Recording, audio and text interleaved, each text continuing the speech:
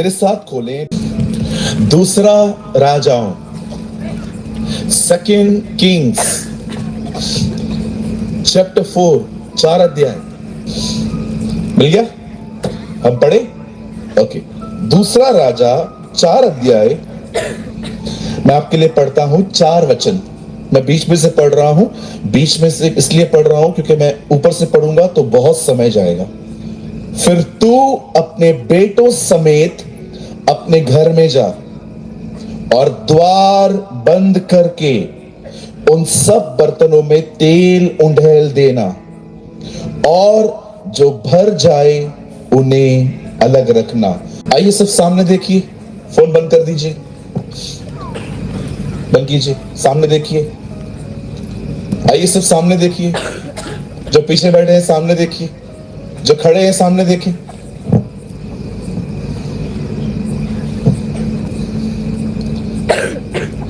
Bible कहती है एक व्यक्ति था, उसका नाम था एलिय्याह।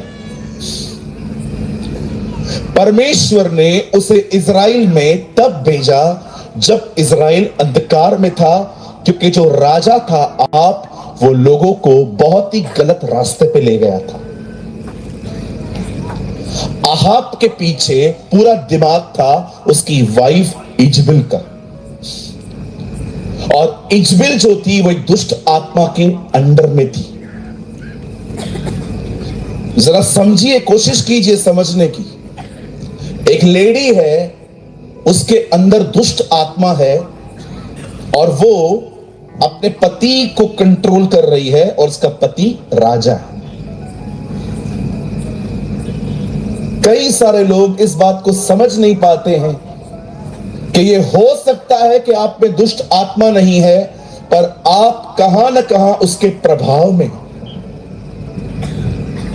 यहूदा इस्करियोती उसके प्रभाव में था, फिरौन उसके प्रभाव में था, गोलियत उसके प्रभाव में था। इन्फ्लुएंस कहा जाता है इसे। बाइबल कहती है इजराइल में एक राजा था, उसका नाम था आहाब।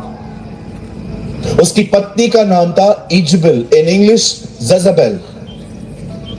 और इस लेडी के अंदर दुष्ट आत्मा थी, और यह दुष्ट आत्मा का एक ही काम था, लोगों को व्यभिचार में गिराना। कई लोग मुझसे पूछते हैं, पास्टर व्यभिचार क्या होता है? अगर आपकी शादी नहीं हुई है और आप किसी को छू रहे हैं या गंदी नजर डाल रहे हैं, आप व्यभिचार कर रहे हैं। और अगर आपकी शादी हो चुकी है, अपनी पत्नी को छोड़ अगर आप किसी और को देखते हैं और छूते हैं गलत तरीके से, बाइबल कहती है ये व्यभिचार है। This is adultery. बहुत सारे देशों में इन दिनों में आप जानते हैं बगैर शादी के लोग एक साथ रहते हैं, बच्चे भी पैदा करते हैं। इसे इंग्लिश में कहते हैं लिव इन रिलेशनशिप। आप पढ़ सकते हो यूहन्ना के 4 अध्याय में, जब एक सामरी स्त्री यीशु से मिलने आती है तो वो उसको बताता है कि तू 5 पतियों को तलाक दे चुकी है और 6वां भी तेरा पति नहीं है। यीशु उसको यह कह रहा था, तू मर्दों को बदल चुकी है, जिसके साथ तू रह रही है उसके साथ तू बगैर शादी के रह रही है। याद रखिए, परमेश्वर का वचन कहता है इस आत्मा का काम था लोगों को व्यभिचार में गिराना। और आज अगर व्यभिचार सबसे ज्यादा अगर आपके पास कहां से आ रहा है तो ये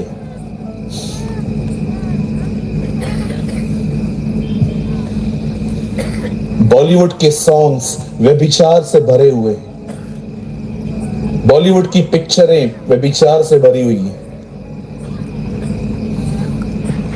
जब भी आप अपने मोबाइल को देखते हैं, आप देखते हैं कितनी गंदी गंदी डांस आती है सामने। चलो एक बात पूछ सकता हूं भाइयों से, कितने भाई लोग हैं? आप चिंता मत कीजिए, मैं आपको कोई चिल्लाने वाला नहीं हूं। मुझे बताइए कितने भाई लोग हैं यहाँ पर जो आईपीएल देखते हैं? आईपीएल आईपीएल क्या होता है? 20-20 ओवर का चालू हुआ है ना मैच अभी।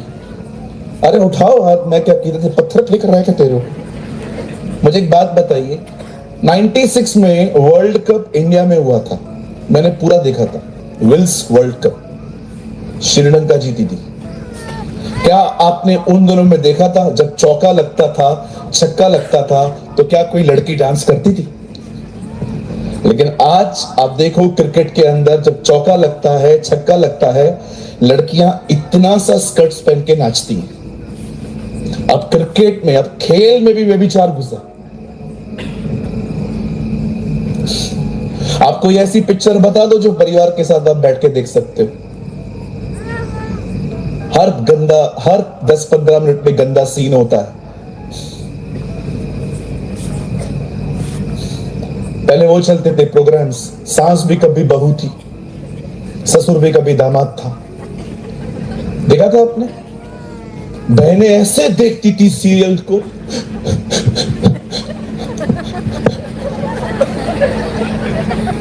वो नकली आंसू बहा रहा है, उसको देख के आप असली आंसू बहा रहे हो। सास भी कभी बहू थी। कुछ समय पहले मैंने एक ऐड देखी, एक लड़की गंदे कपड़े पहन के पानी से बाहर निकलती है और बाहर निकलने के बाद कहती है, अंबुजा सीमेंट, इस सीमेंट में जान है तो खा ले, रोटी के साथ, चावल के साथ मिक्स करके खा। हर जगह व्यभिचार लेके आए, हर जगह पे व्यभिचार। एक टाइम था लोगों के अफेयर नौकरी के बाद शुरू होते थे। आज 15-15 साल के बच्चों को देखो, मोबाइल ने इतना बिगाड़ के रख दिया है। आप देखिए 15 साल के लड़के लड़की बाल वाल कटवा के बाइक निकालेगा, छपरी की तरह घुमाएगा। कौन सिखा रहा है ये चीज? सब इसमें देखते हैं लोग।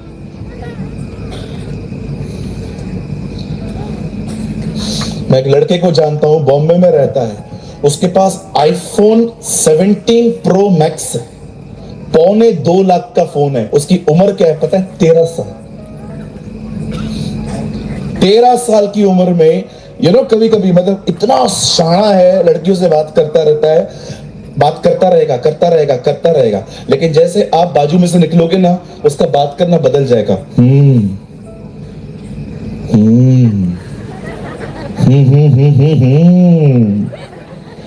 और जैसे आप आगे बढ़ोगे, हाँ बोल। 13 साल का बच्चा इतना चतुर, कौन सिखा रहा है?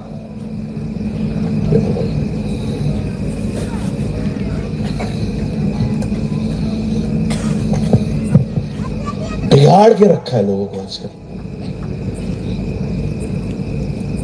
2 परिंदे थे, वो उड़ रहे थे, कई किलोमीटर उड़ के वो थक गए। फिर एक दूसरे को इशारों में बोलने लग गए, चल किधर बैठते हैं। दूसरे ने कहा चल बैठ जाते। तो जैसे ही वो नीचे उतर रहे थे, खेत था, और खेत में उतरते ही एक ने दूसरे से कहा, इधर नहीं, इधर नहीं, इधर नहीं। तो दूसरे ने बोला, क्यों? इंसान खड़ा है, मार देगा। दूसरे ने बोला, नहीं नहीं नहीं, वो इंसान नहीं है, वो स्टैचू है, वो पुतला है। दूसरे ने कहा, नहीं नहीं नहीं, इंसान है। उसने कहा पुतला है। उसने कहा तेरे को कैसे पता चला? बोला उसके हाथ में मोबाइल किधर है।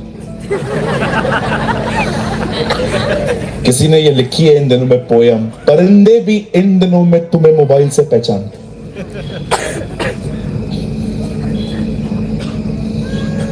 आप कई बार देखिए चर्च के अंदर पास्टर प्रचार करता रहता है, लोग मीटिंग के अंदर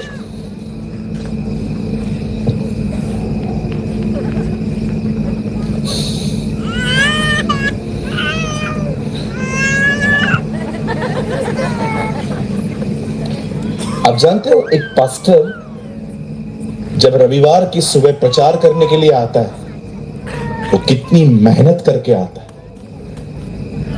आप विश्वास करेंगे, हम पास्टर्स शनिवार को रात को सोते नहीं हैं, पूरी रात प्रार्थना करते हैं। आप रविवार के दिन घूमते हो, हम उपवास में रहते हैं। लेकिन कई लोग जब प्रचार होता है लगे रहेंगे फोन पे। और एक चीज तो कहना चाहूंगा, अगर आप एक लीडर हैं, अगर आप एक पास्टर हैं, और जब भी आप किसी का वचन सुनते हैं और आपका फोन चालू रहता है, मैं आपको कहना चाहता हूं, अब अपने कलीसिया के लिए एक गलत उदाहरण है,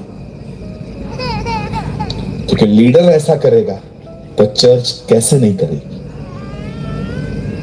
हालेलुया। मैं आप में से हर एक को कहना चाहता हूं, मेरी बाइबल कहती है एक लेडी थी उन दिनों में, उसका नाम था इजबेल, और वो अपने हस्बैंड को सारी बातें बोलती थी, और उसका हस्बैंड जो था वो इजराइल का राजा था। अब उन दिनों में बाइबल कहती है परमेश्वर ने इस परिवार को सबक सिखाने के लिए, वचन कहता है उसने एलिया को भेजा।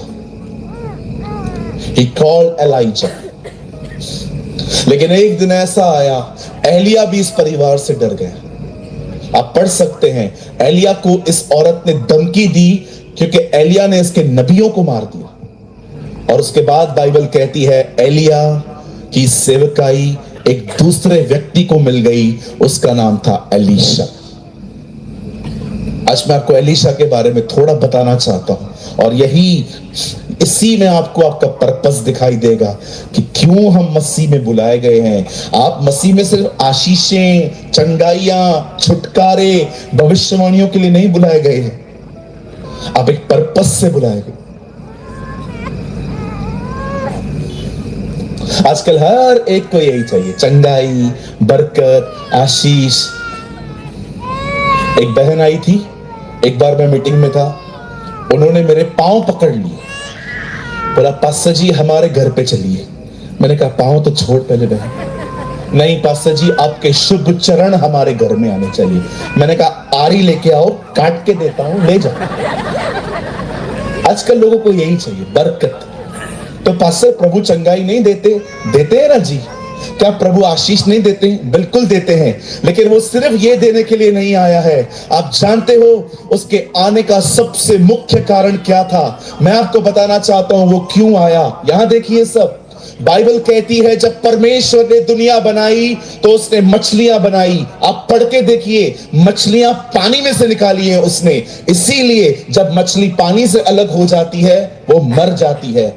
उसके बाद बाइबल कहती है उसे पेड़ पौधे बनाए। कहां से बनाए? जमीन से बनाए। इसीलिए जब पेड़ जमीन से अलग होता है वो सूख जाता है। जब परमेश्वर इस दुनिया को बना रहा था, उसे मछलियां बनानी थी, वो पानी से बात कर रहा था। उसे पेड़ बनाने थे, वो जमीन से बात कर रहा था। आप जानते हैं जब परमेश्वर ने मनुष्य बनाया तो उसने किसी से बात नहीं की, उसे खुद से बात की, आओ हम मनुष्य बनाए। पेड़ जमीन से निकला है, मछली पानी में से निकली है, हम उसमें से निकले हैं, हम वहां से आए। जानते हैं यीशु क्यों आया? हम पाप के कारण उससे अलग हो गए थे। यीशु वापस हमें पिता के अंदर ले जाने के लिए आया। इसीलिए बाइबल कहती है तुम डालियां हो, मैं दाखलता हूं, मुझसे अलग होके तुम कुछ नहीं कर सकते। जब परमेश्वर ने मनुष्य को बनाया था तब मनुष्य एक पुतला था, लेकिन जब परमेश्वर ने उसे बनाया तो वैसा नहीं बनाया जैसे औरों को बनाया वचन से। परमेश्वर ने उसके अंदर श्वास डाल दी अपनी, ऐसे परमेश्वर ने अपनी श्वास डाली उसे समझाने के लिए, मेरे बगैर तू एक पुतला ही है, इसलिए मेरे ऊपर निर्भर रहना सीख। यीशु सिर्फ आपको आशीष और बरकतें देने के लिए नहीं आया, वो देता है क्योंकि आप उसकी संतान हो। पर उसके आने का सबसे मुख्य कारण था आपको बाप से मिलवाना, आपको पिता से मिलवाना, आपको परमेश्वर के साथ एक कर देना। वो इसलिए मरा क्योंकि वो मनुष्य था, वो इसलिए जी उठा क्योंकि वो परमेश्वर था। ये उसके आने का पर्पस था, उस मकसद से आया था हमारे बीच में। आज लोग यीशु मसीह को बाबा समझते खाली, ओ तकलीफ है भागो उसके पास। कई लोग तो यीशु मसीह को पता है क्या समझते हैं? आपातकालीन खिड़की, इमरजेंसी एग्जिट। देखा है आपने? बस के पीछे खिड़की रहती है कि अगर आग लगे, लफड़ा हो तो पीछे से निकलो। बहुतों के लिए यीशु पता है क्या है? Emergency exit. तकलीफ आती है उसके पास भागो। और जैसे देखा होगा ना अम्ब्रेला, छाता देखा है आपने? अगस्त से लेकर दिसंबर तक खुलता है, बाद में बंद पड़ा रहता है। बहुतों के लिए इशू ये है, बस प्रॉब्लम आए भागो उसके पास, तकलीफ आए उसके भागो पास। अरे मैं आपको कहना चाहता हूं, वो कोई बाबा नहीं है चमत्कारी जो बार बार उसके पास आए, वो जमीन और आसमान का मालिक है। बाइबल कहती है वो जीवते परमेश्वर का पुत्र है। उसके साथ संबंध रखिए, कहिए मेरे पीछे, प्रभु मुझे दे या न दे, वो मेरा परमेश्वर है। आइए मेरे पीछे जोर से कहिए, परमेश्वर कुछ दे, इसीलिए वो परमेश्वर नहीं है, वो परमेश्वर ही है। एक दिन शद्रक मेशक अबेदनगो, उनको एक राजा ने पकड़ा और कहा झुको मेरे सामने और मेरी चीजों के सामने। उन्होंने कहा हम नहीं झुकेंगे। उन्होंने कहा अगर तुम नहीं झुकोगे हम तुमको आग में डाल देंगे। जानते हो जब उन्हें आग में फेंका जा रहा था उन्होंने क्या कहा, हे राजा यह बात याद रख, जिस परमेश्वर की हम आराधना करते हैं वो हमें इस आग से बचाने की ताकत रखता है, लेकिन यह भी याद रख अगर वो न बचाए तो भी वो हमारा परमेश्वर है। Still he is my Lord. Yeah, hallelujah. आइए अपने पास वाले को देखिए, उनको कहिए प्रभु के साथ लेन देन का संबंध खत्म कर। बोलिए बोलिए। सिर्फ पादरी बदलते रहेंगे, आज उसके पास कल उसके पास, कल इधर कल उधर, कल इधर कल उधर उधर। आपको पता है एक दिन हमारे चर्च में क्या हुआ? हमारे चर्च में एक वक्ता आए थे प्रचार करने के लिए, मैंने उनको बुलाया। प्रचार जैसे खत्म हो गया, बहुत सारे लोग उनके पास गए और मैं उधर ही खड़ा हूं। एक बहन आके कहती है पास्टर जी मेरे लिए प्रार्थना करिए। मैं उधर ही खड़ा हूं। उस बहन को मैंने बपतिस्मा दिया था। पास्टर ने बोला क्या हुआ आपको? मुझे टीबी है। मैं उधर ही खड़ा हूं। मैंने 2 साल से ये चर्च में आ रही है, इसलिए मुझे तो कभी भी नहीं पता इसको टीबी।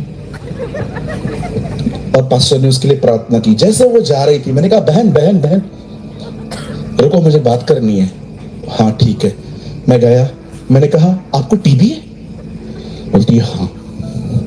मैंने कहा आपने मुझे कभी बताया नहीं है। मुझे कहती है आप ठीक कर पाओगे क्या? बहुतों को लगता है लोकल पास्टर मतलब सर्दी जुकाम खांसी, बड़ा वाला पास्टर आएगा वो निकालेगा बड़ी बीमारियां। हम लोगों ने पास्टरों का कैटेगरी बना दिया। मेरे को बोलती है कि आप थोड़ी ठीक कर पाओगे, मतलब बहुतों को लगता है लोकल पास्टर सिर्फ सर्दी जुकाम खांसी वाला, लूज मोशंस हो तो इनको ढूंढो। लेकिन वो जो बड़ा वाला पास्टर आता है ना, कैंसर वाला वो है। मैं उधर खड़ा था, लाइव बेइज्जती हो रही थी। लाइव बेइज्जती बोलते हैं इसे। मैंने उस दिन समझा बहुत सारे लोगों ने पास्टरों की कैटेगरी बना दी। ये पावरफुल पास्टर, ये थोड़ा कम पास्टर, ये तेल पानी वाला पास्टर। अरे मेरे भाई, जो प्रार्थना करता है वो महत्वपूर्ण नहीं है, प्रार्थना सुनने वाला महत्वपूर्ण है। वो दुआओं को सुनता है। एक बच्चा भी प्रार्थना करेगा ना, वो सुनता है। आप भी, इवन मैंने देखा है घरों के अंदर, जिस बच्चे को बोलना नहीं आता ना, खाना पहले उसको मिलता। कई लोग से चर्च बदलते रहेंगे, पास्टरों को बदलते रहेंगे, कल उधर जाएंगे, कल उधर जाएंगे, कल उधर जाएंगे। कल उधर एक पास्टर बोलेगा हमारे चर्च में आओ, हम तुमको गीत गाने के लिए देगा, भाग गया। अरे ऐसे नहीं होता है। मैच्योर बनो। कलीसिया बदलेंगे, पास्टर बदलेंगे, यूट्यूब का प्रीचर बदलेंगे। अरे परमेश्वर चाहता है हम बदल जाए, हमारे अंदर बदलाव। पास्टर बदलने से क्या होगा? पास्टर से तभी बदला जा सकता है एक ही शर्त पे। बाइबल कहती है अगर पास्टर परमेश्वर का वचन प्रचार नहीं करता है, मैं आपको कहता हूं वहां से बाहर निकलो। मैं बोलता हूं अभी तो, जब आप देखते हो पास्टर सिर्फ इधर उधर की बातें करता है, प्रभु का वचन नहीं देता है, हर रविवार वही बातें, वही बातें, ऐसी कलीसिया को छोड़ देना चाहिए। लेकिन बाइबल कहती है अन्य वजहों से कलीसिया कभी नहीं छोड़नी चाहिए। हालेलुया, बोलिए यीशु मसीह की। अब बाइबल कहती है सेवकाई मिल गई एलीशा को। अब सुनिए, मुझे मात्र आपके 10-15 मिनट चाहिए। सुनिए, एलीशा के दिनों में बाइबल कहती है एक स्त्री थी, वो एक विधवा थी, उसका पति मर चुका था और परमेश्वर का वचन कहता है उसके पति ने उन्हें कर्जे में छोड़ दिया था। आप पढ़ सकते हैं, हिंदी में लिखा है त्रणी, इंग्लिश में लिखा गया कर्जा, जो डेप्ट। और एक दिन लोग आके उस बहन से कहते हैं आपका पति जो कुछ लेके गया है ना आप दो। अब उसके पास है ही नहीं। उन दिनों में अगर आप कर्जा नहीं चुका पाते हैं तो आप अपने घर का एक सदस्य दे सकते थे कि इसको लेके जाओ, ये गुलामी करेगा। लेकिन उस बहन का पति नहीं है, अब उसके पास सिर्फ अपने बच्चे हैं। अब वो उन दिनों में ये तकलीफ लेके भविष्यवक्ता एलीशा के पास जाती है, कहती है सर पैसे देने हैं हमें, हम बड़े तंग हो चुके हैं, आप कुछ रास्ता निकाल के दीजिए। एलीशा उससे पूछता है आपके पास क्या है? कहती है हमारे पास तेल है। हालेलुया। ओ बाइबल कहती है, वो कहती है हमारे पास थोड़ा सा तेल है। एलीशा उसको कहता है बर्तन कितने हैं? कहती है बहुत सारे। बोलता है नहीं, जाओ जितने बर्तन इकट्ठे कर सकते हो करके आओ। परमेश्वर का वचन कहता है उसके बच्चे और वो घर घर जाती है और बर्तन मांगती है। कितने लोग हैं यहां पर, कभी आप पड़ोसी से कुछ मांगने के लिए गए हो?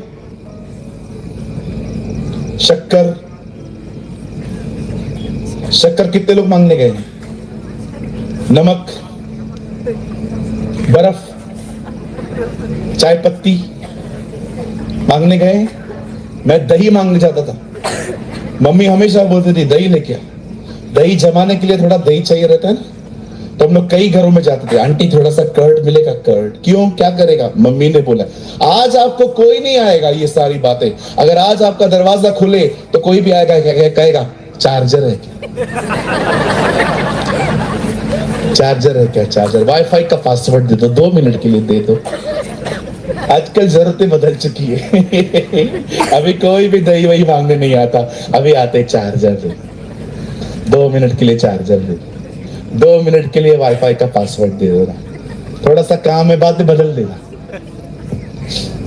उसके बच्चे घर घर जाने लगे, आंटी हाँ बर्तन, क्यों, क्या करेगा? मम्मी ने बोला लेके आने के लिए। कितने चाहिए? जितने दे सकते दे दीजिए।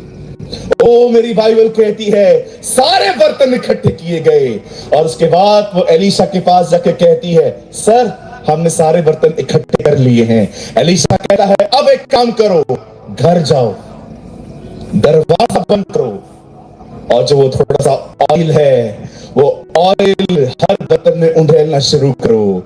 और जैसे वचन कहता है वो अपने घर जाती है, दरवाजा बंद करती है और जैसे जैसे ऑयल डाल रही थी, थोड़ा थोड़ा डाल रही थी, हर बर्तन भरता जा रहा था, भरता जा रहा था, भरता जा रहा था और इतना ऑयल जमा हो गया। उसके बाद वो एलीशा के पास कहती है सर अब क्या करें? जाओ वो बर्तन से जितना तेल है सब बाजार लेके जाओ, बेचो, जो पैसा मिले उसका कर्जा चुकाओ। आप जानते हैं यही पर्पस है, इसी के लिए बुलाए गए। बाइबल में पवित्र आत्मा के बहुत सारे चित्र हैं। जब यीशु के ऊपर आता है तो कबूतर की तरह आता है। क्यों? क्योंकि वो कोमल है। कबूतर के एक तरफ 9 पंख होते हैं, दूसरी तरफ 9 पंख होते हैं। पवित्र आत्मा 9 वरदान और 9 फलों के साथ उतरा है। आप जानते हैं पवित्र आत्मा कबूतर नहीं है, कबूतर की तरह है। हमारी बाइबल में पवित्र आत्मा का एक और चित्र है और वो है हवा, विंड। जब लाल समुंदर 2 भाग हुआ तो भले ही मूसा ने लाठी मारी थी, पर बाइबल कहती है प्रभु ने पूरी रात पवन चलाई। परमेश्वर का वचन कहता है वो पवित्र आत्मा था। यही हवा थी जो पेंटिकॉस्ट के दिनों में चेलों के कमरे में आई थी। पवित्र आत्मा कबूतर नहीं है, कबूतर की तरह है। पवित्र आत्मा हवा नहीं है, हवा की तरह है। एक और चित्र है हमारी बाइबल में और वो है पानी। पवित्र आत्मा का एक चित्र है पानी। यीशु सामरी स्त्री से मिलता है और कहता है, जो पानी तू भरने आई है उसे पी के तू प्यासी होगी, लेकिन जो पानी मैं तुझे दूंगा वो तू कभी प्यासी नहीं होगी उसके बाद। पवित्र आत्मा का एक और शक्ल है, वो है आग। वो आग नहीं है, वो आग की तरह है। बंधनों को जला देता है, बंधनों को खत्म कर देता है। अब्राहम ने सारा को बोला, कोई तुझसे पूछे तू कौन है, बोलना मैं उसकी बहन हूं। सारा ने झूठ बोला। इसहाक ने भी रिबेका को झूठ बोला है। याकूब ने भी अपने पिता से झूठ बोल के बरकत ली, और याकूब के बेटे भी झूठ बोलते थे कि यूसुफ मर गया है। अब्राहम ने झूठ बोला, इसहाक ने झूठ बोला, याकूब ने झूठ बोला, याकूब के बच्चों ने झूठ बोला। आप देख रहे हो सारी पीढ़ी बंधनों में थी, लेकिन जब वो पवित्र आत्मा आता है सारे बंधन जल के खत्म हो जाते हैं। बाप दादाओं का स्वभाव अंदर से खत्म हो जाता है। पवित्र आत्मा हवा नहीं है, हवा की तरह है। पवित्र आत्मा कबूतर नहीं है, कबूतर की तरह है। पवित्र आत्मा जो है वो पानी नहीं है, पानी की तरह है। पवित्र आत्मा आग नहीं है, वो आग की तरह है। और उसका अंतिम चित्र बाइबल में है, वो तेल की तरह है। 10 कुंवारियों के पास तेल था। जब नबी किसी के पास जाते थे तो वो तेल लेके जाते थे। आज मैं आपसे पूछना चाहता हूं, क्या आपने कुछ समझा? क्या कहा उसने? कमरे में जा और तेल को ऊंधेल, और तेल भरता गया। अगर आप में से यहां कोई भी बैठा है और ये जानना चाहता है क्यों प्रभु ने बुलाया है, तो ये पर्पस है। परमेश्वर ने आपको और मुझे इसीलिए बुलाया है ताकि हमारे पाप क्षमा हो, और उसके बाद हम उस तेल से परिपूर्ण होके, पवित्र आत्मा से परिपूर्ण होके जिंदगी जिए। एक परमेश्वर की मर्जी है अंतिम समयों में। वो चाहता है आप और मैं पवित्र आत्मा से परिपूर्ण होके जिंदगी जिए, क्योंकि पवित्र आत्मा से परिपूर्ण व्यक्ति ही परमेश्वर की आज्ञाओं को मान सकता है। आज लोग ज्ञान से भरे हुए, आपको हर कोई आजकल ज्ञान से भरा हुआ मिलेगा, पर आपको बहुत कम लोग मिलेंगे जो पवित्र आत्मा से भरे हुए। मैं कभी कभी देखता हूं लोग ज्ञान के पीछे आजकल लोग क्रेजी हैं। ज्ञान, बाइबल में केन की पत्नी का जिक्र नहीं। कई लोग मेरे पास आके कहते हैं, पास्टर आपको केन की पत्नी का नाम पता है? मैं उनको बोलता हूं नहीं पता है। बोलते क्यों नहीं पता है? जब बाइबल में नहीं लिखा है तो मैं कहां से बताऊं? फिर भी आके कहते नहीं आपको पता है, आपको पता है। एक ने मेरे को पकड़ा था, बोला आपको पता है। मैंने कहा हाँ, कमला था। तो क्या बोलूं, जब नाम है ही नहीं तो कुछ भी बोलूंगा ना मैं। अब तो मैं इतना तंग हो गया हूं कि कभी कभी लोग मुझे कहते हैं ना केन की पत्नी किधर है, मैं उनको बोलता हूं मिसिंग का कंप्लेंट लिखवाया है, जब मिलेगी पूछ के बता दूंगा। जब बाइबल में उसका नाम नहीं है तो कहां से ढूंढे? मुझे एक बात बताइए, केन की पत्नी का नाम अगर पता चल गया तो हमारा उद्धार हो जाएगा? अरे छोड़ो केन की पत्नी को। कई लोग ज्ञान के पीछे, कई लोग। एक भाई मिला, पास्टर आपको पता है परमेश्वर ने आदम को कहा था कभी भी हवा को टच मत करना। मैंने कहा ये किधर लिखा है? ये प्रकाशन है। तो मैंने कहा टच नहीं करना है। नहीं तो बच्चे कैसे पैदा होंगे? हाथ मिला के। परमेश्वर ने तो कहा था फलो फूलो, परिवार को बढ़ाओ, तो बच्चे कैसे आएंगे? वो मेरे को नहीं पता, लेकिन प्रभु ने कहा था तू कभी हवा को छुएगा नहीं। मैंने कहा अच्छा ये प्रकाशन है। मैंने उसको बोला आप बहुत पिटने वाले। बोला ये किधर लिखा है? मैंने कहा प्रकाशन। This is also revelation. कुछ भी बोलते रहते कुछ लोग, कुछ भी बोलते रहते। बोलिए बाजू वाले को, ज्ञान के पीछे मत भाग मेरे भाई। मैं पुराने लोगों के लिए कुछ बोल सकता हूं, आप समझेंगे। शैतान ने मनुष्य को ज्ञान के वृक्ष की ओर फेरा था। ज्ञानी बन, ज्ञानी और ज्ञानी बन। परमेश्वर नहीं चाहता आप जरूरत से ज्यादा ज्ञान हासिल करें। परमेश्वर चाहता है हम पवित्र आत्मा से परिपूर्ण हो, पवित्र आत्मा से हम भरे जाएं। लेकिन पास्टर हम पवित्र आत्मा से क्यों भरे, ये भी तो बताओ। यहां देखिए, आप गुस्से वाले व्यक्ति को कैसे पहचानते हो? गुस्से वाला व्यक्ति कभी किसी की इज्जत नहीं करता। आप उसे बोलोगे ना कैसा है, हाँ ठीक है, ये कोई बात करने का तरीका है क्या? ठीक है मतलब क्या ठीक है? और सब ठीक है, हाँ ना, सीधे बोलना ठीक हूं। जिनके अंदर गुस्सा भरा पड़ा था ना, उनको गुस्सा ही चलाता है। जिनके अंदर व्यभिचार भरा रहेगा ना, वो औरतों को घर तक छोड़ के आते। गई। जिन लोगों में व्यभिचार होता है ना, उनकी आंखें कभी कंट्रोल में नहीं होती। जिन लोगों में जलन होती है ना, जानते हो उनको कैसे पहचाना जाएगा?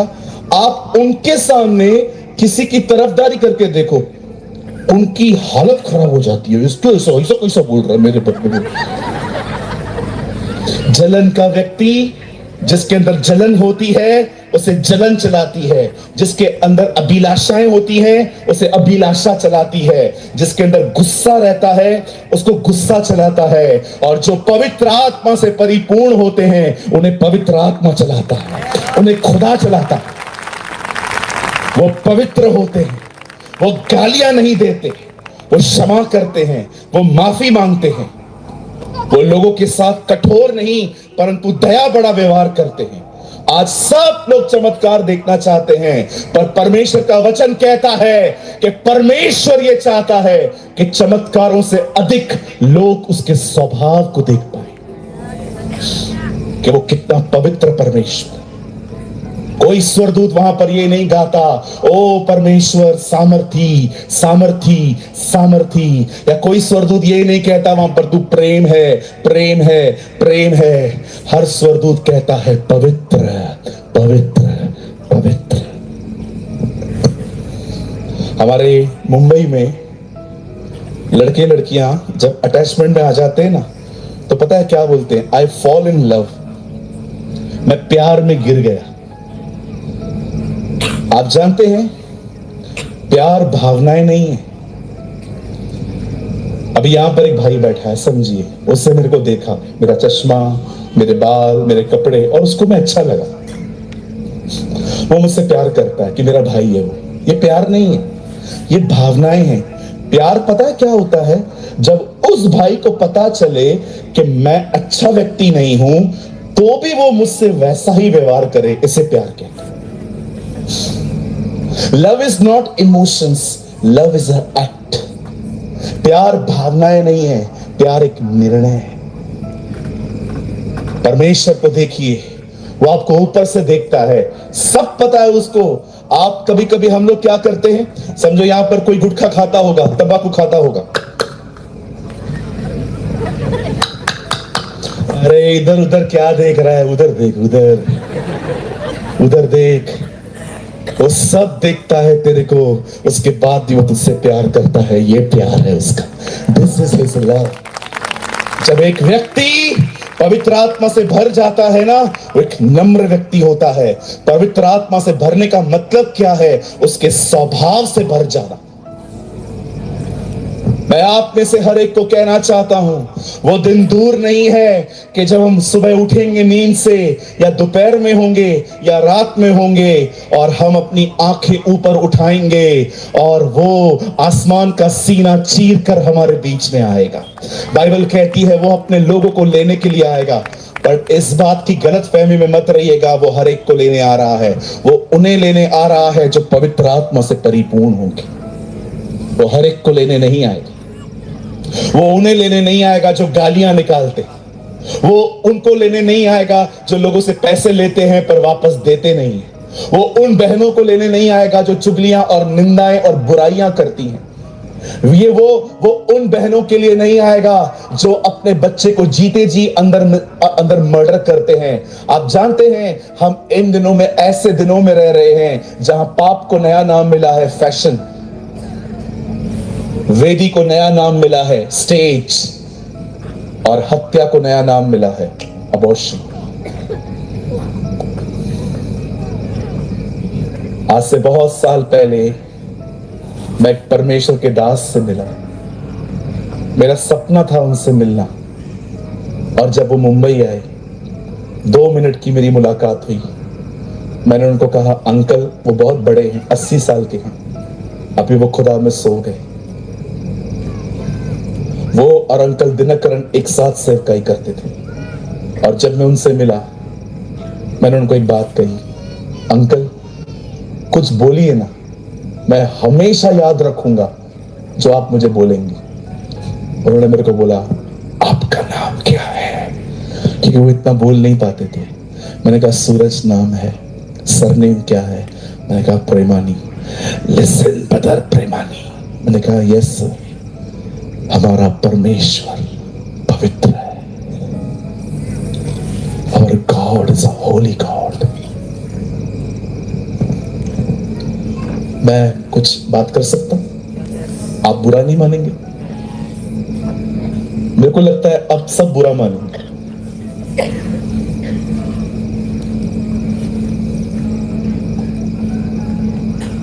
चलो, क्या होगा, ज्यादा से ज्यादा आप मुझे अगली बार नहीं बुलाएंगे ना। चालेल मला।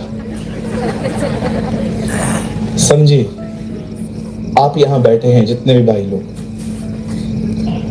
सोचो आपका परिवार आपके लिए रिश्ता ढूंढ रहा है, और एक लड़की के सामने आपको बिठाया जाता है, और सब लोग बाहर चले जाते हैं और कहते हैं आपस में बात करो, और आप लड़की से बात करते हैं, और लड़की को आप बोलते हैं कुछ बोलना है तो बोलिए।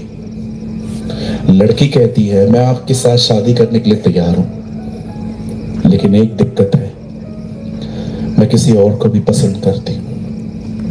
क्या ये हो सकता है? मैं आपके साथ शादी करूं, 364 दिन मैं आपके साथ रहूंगी, एक दिन, सिर्फ एक दिन मुझे उसके पास जाने दीजिए। कितने भाई लोग हाँ कहेंगे? नो, ये हंसने की बात नहीं। चलिए, लेट्स बार्गेन। उसके बाद वो आपको कहती है, चलिए एक काम करते हैं, पूरा दिन छोड़ दो, 12 घंटे के लिए खाली muझे उसके पास जाना दो, बाकी 364 दिन और 12 घंटे में आपकी। कितने लोग मानेंगे? Let's more bargain. एक काम करिए, 364 दिन 18 घंटे में आपकी, 6 घंटे के लिए मुझे मेरे उसके साथ जाने दीजिए। चलिए, और नीचे आती है, 3 घंटे, साल में 3 दिन।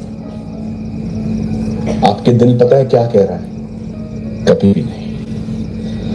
आप अपने लिए ऐसी दुल्हन चूज करते हैं जो संपूर्ण आपकी हो, वो अपने लिए ऐसी दुल्हन चूज करेगा जो आधी दुनिया की आधी उसकी। कभी नहीं। वो पवित्र है और वो अपने लिए पवित्र दुल्हन ही देखेगा, कभी भी नहीं देखेगा। अब्राहम को इसहाक के लिए पत्नी चाहिए थी, अपने बेटे के लिए। उसने एलियाजर को कहा, जा मेरे गांव, वहां से लड़की ले आ। क्यों अब्राहम?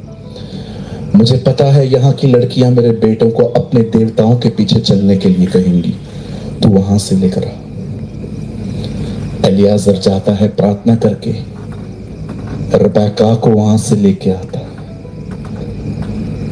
परमेश्वर को भी अपने बेटे यीशु के लिए एक दुल्हन चाहिए थी, इसीलिए उसने पृथ्वी पर पवित्र आत्मा भेजा, और पवित्र आत्मा हमें तैयार कर रहा है ताकि हम उसकी दुल्हन बन पाए। आपने देखा, जब अब्राहम एलियाजर को भेजता है इसहाक के लिए दुल्हन लेकर आ, और जब वो दुल्हन लेके आ रहा था, आप पढ़ के देखिए, इसहाक घर पर नहीं था, इसहाक घर के बाहर बैठा था। उसे बाहर रिबेका को देखा। इसीलिए आपने देखा, यीशु भी हमें सीधे स्वर्ग में नहीं मिल रहा है, रास्ते पे ही मिल रहा है, बादलों पर। वो सीधा आपको स्वर्ग पे नहीं लेके जा रहा है, वो पहले आपको रास्ते पे मिल रहा है। क्यों? क्योंकि एक वही है जो पिता के सामने आपको ले जाएगा। ये मेरी दुल्हन है बेटा। मसीह जीवन एक विवाह है परमेश्वर के साथ। ऐसे मजाक मत लीजिए। गुटखा, तंबाकू, गालियां देना, गुंडागर्दी करना, दबा के लोगों से पैसे वसूल करना, इन लोगों के लिए नहीं है वो जीवन। ये वो जीवन है जो परमेश्वर पवित्र लोगों को देता है।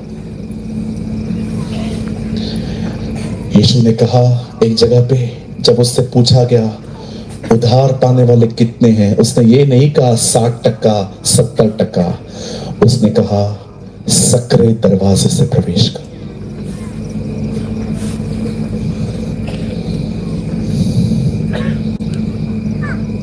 बहुत जल्द आप जाइए। प्रभु ने मुझे दुबई में चर्च दी है, मैं आपके पास दुबई से आए।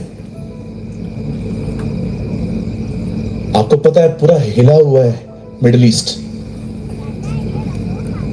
हर कोई वहां तैयारी कर रहा है उसके आने की। सबको पता है कभी भी आएगा।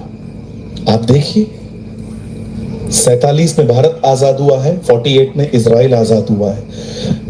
कभी ऐसा इतिहास में नहीं हुआ है कि इजराइल अपने देश में आए और इतने लंबे समय तक रहे। ये इतिहास में पहली बार हुआ है यीशु के चले जाने के बाद कि वो 70 साल से अपनी जमीन पे रह रहे और कोई उनको निकाल नहीं पा रहा है। क्यों? क्योंकि यीशु ने कहा अंत के दिनों में अंजीर के पेड़ में पत्ते लगेंगे। वो ये समझाना चाह रहा था कि अंतिम दिनों में इजराइल ताकतवर बनेगा। आज वो बन रहा है। मैं बंद करने से पहले एक खुशखबरी और एक डरने वाली खबर सुनाना चाहता हूं। पहले क्या सुनना चाहेंगे? बोलिए, पहले खुशखबरी सुनेंगे कि बुरी खबर सुनेंगे? क्योंकि पास्टर से पूछते हैं हम लोग, बुरी सुनेंगे कि अच्छी सुनेंगे? अच्छी खबर यह है, जो तैयार हैं वो आ रहा है, और बुरी खबर यह है जो तैयार नहीं है वो आ रहा।